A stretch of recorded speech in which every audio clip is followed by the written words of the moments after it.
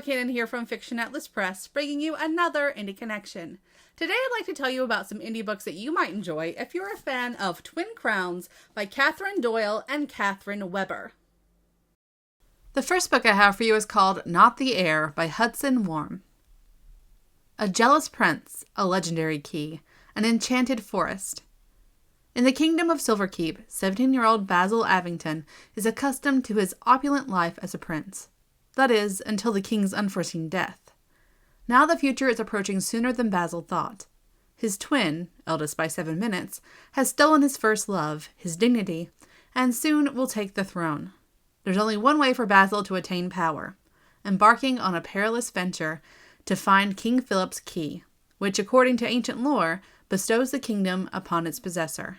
But it's been lost for centuries. Armed with only a bejeweled sword and an imaginative wit, Basil is not prepared for what's to come. The magical forest of Golden Grove will pull him into a world of horse-legged satyrs, a stunning nymph, and the evil Ambrosia, a forest tyrant with baffling powers. His selfish hunt for the key will endanger his life, but failure would lead to an unbearable existence second to his undeserving brother. Unfortunately, the Silverkeep throne seats one. The second book I have for you is called Shadowed Moon by Avalon Evans. Thousands of years ago, the two gods of Obvious split the world in half. They decided never again would they create something together, until one day 2 baby girls are born with the blood of both gods. One of these babies is Sin Asher, who, having watched her mother die only 3 years prior, riddled with the guilt of her past and horror-struck by the very real possibility that the closest family she has left betrayed her, steps up to inherit the throne of Arcany. However, before she has the chance to do so, it is snatched away by her uncle Kalon, who begins to destroy the kingdom she calls home. As war looms close in the distance, only she can secure her kingdom's future.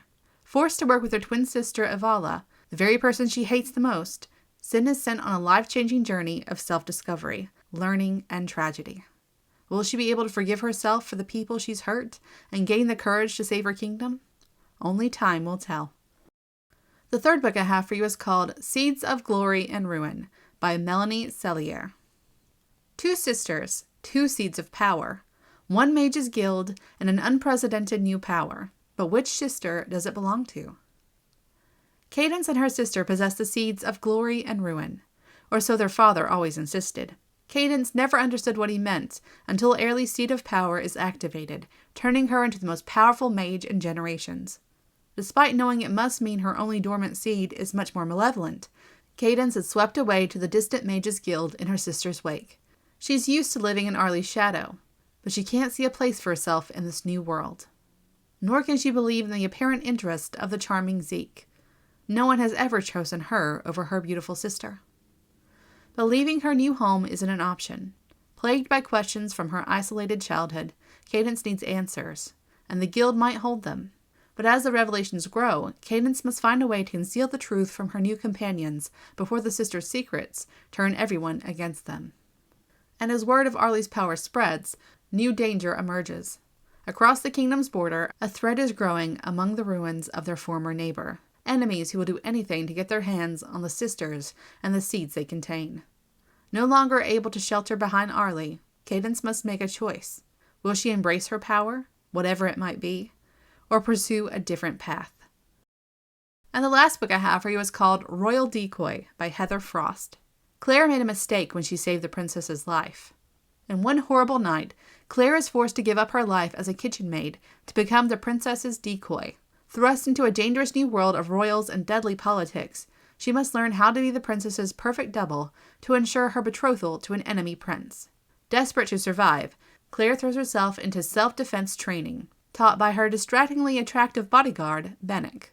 The spark between them is undeniable, though a relationship is forbidden. When a ruthless assassin begins stalking her, it becomes frighteningly clear that some will stop at nothing to end the tenuous peace, and Claire's life. Across the northern mountains, Prince Grayson is his father's ultimate weapon. His name inspires fear in all who hear it, but no one knows his heavily guarded secret. He carries out every brutal order only because his father holds power over the one person he cares about. Grayson's silent obedience is tested, however, when his father reveals plans to exploit the marriage alliance between 2 of their greatest enemies. If Grayson submits, the blood of thousands will spill. If he resists, the girl who means everything to him will die. The fate of Arenthia hangs in the balance. Some want peace, some want war. All will be thrown into chaos.